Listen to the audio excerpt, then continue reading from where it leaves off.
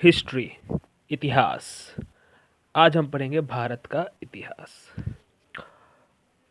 महाकाव्य तथा पुराणों में भारतवर्ष अर्थात भारतों का देश तथा यहाँ के निवासी को भारतीय अर्थात भरत की संतान कहा गया है। भारत एक प्राचीन कबीले का नाम था।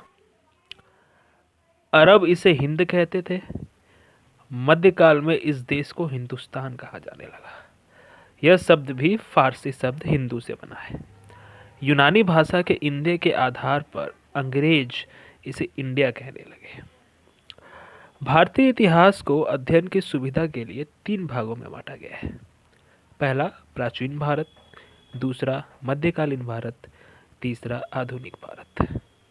सबसे पहले इतिहास को 3 भागों में बांटने का श्रेय जर्मन इतिहासकार क्रिस्टोफ सेलियरस को है। सबसे पहले बात करते हैं प्राचीन भारत के बारे में। प्राचीन भारतीय इतिहास के विषय में जानकारी मुख्यतः 4 स्रोतों से प्राप्त होती है। पहला है धर्म ग्रंथ, दूसरा ऐतिहासिक ग्रंथ, तीसरा विदेशियों का विवरण एवं चौथा पुरातत्व संबंधी साक्ष्य। सबसे पहले धर्म ग्रंथ एवं ऐतिहासिक ग्रंथ से कौन कौन सी महत्वपूर्ण जानकारी हमें प्राप्त होती है उसके बारे में बात करते हैं। भारत का सर्वप्राचीन धर्म ग्रंथ वेद है। वेद व्यास को माना जाता है। वेद वसुधैव कुटुंबकम का उपदेश देता है। वेद 4 प्रकार के होते हैं: ऋग्वेद, यजुर्वेद, सामवेद, अथर्ववेद। इन 4 वेदों को संहिता कहा जाता है। तो सबसे पहले हम ऋग्वेद के बारे में बात करते हैं। ऋचाओं के क्रमबद्ध ज्ञान के संग्रह को ऋग्वेद कहा जाता है। इसमें 10 मंडल, 1028 सूक्त एवं 10,462 ऋचाएं हैं। इन वेद के ऋचाओं के पढ़ने वाले ऋषु को होत्र कहते हैं। विश्वामित्र द्वारा रचित ऋग्वेद के 3रे मंडल में सूर्य देवता सावित्री को समर्पित प्रसिद्ध गायत्री मंत्र है। इसके 9वें मंडल में देवता सोम का उल्लेख है। इसके 8वें मंडल की हस्तलिखित ऋचाओं को खिल कहा जाता है।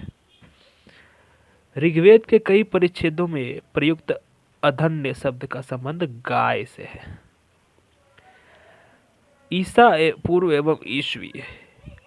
वर्तमान में प्रचलित ग्रेगोरियन कैलेंडर ईसा मसीह के जन्म वर्ष पर आधारित है। ईसा मसीह के जन्म के पहले के समय को ईसा पूर्व कहा जाता है। ईसा पूर्व में वर्षों की गिनती उल्टी दिशा में होती है। एडी यानी एनो डोमिनी, जिसका शाब्दिक अर्थ है in the year of Lord Jesus Christ. दूसरा यजुर्वेद। इसके पाठकर्ता को अथर्वयु कहते हैं। इसमें बलिदान विधि का भी वर्णन है। यह एक ऐसा वेद है जो गद्य एवं पद्य दोनों में है। तीसरा सामवेद।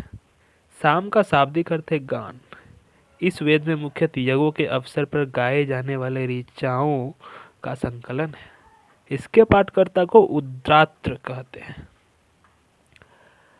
यजुर्वेद एवं सामवेद में किसी भी विशिष्ट ऐतिहासिक घटना को वर्णन नहीं मिलता। चौथा अथर्ववेद। अथर्वा ऋषि द्वारा रचित इस वेद में कुल 731 मंत्र तथा लगभग 6000 पद्य हैं। इसके कुछ मंत्र ऋग्वैदिक मंत्रों से भी प्राचीनतर है। अथर्ववेद कन्याओं के जन्म की निंदा करता है। ऐतिहासिक दृष्टि से अथर्ववेद का महत्व इस बात से है कि इसमें सामान्य मनुष्यों के विचारों